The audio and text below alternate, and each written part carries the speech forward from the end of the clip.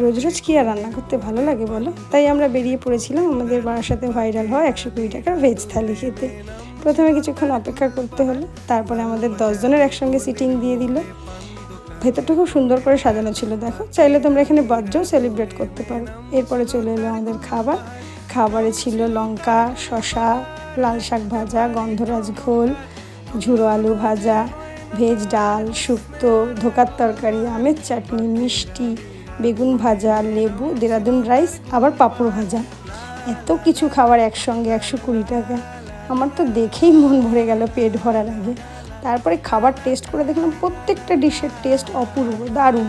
মানে আমাদের আর কোনো সাইড ডিশের প্রয়োজনই হয়নি। তো আমরা পেট এবং মন দুটো ভরেই খাবার খেলাম, খেয়ে বেরিয়ে পড়লাম। চাইলে তোমরাও যেতে পারো। ঠিকানাটা বলছি ঠিকানা হলো আমাদের চাপাডালি বড় মায়ের মন্দিরের ঠিক অপোজিটে রয়্যাল প্রিন্স।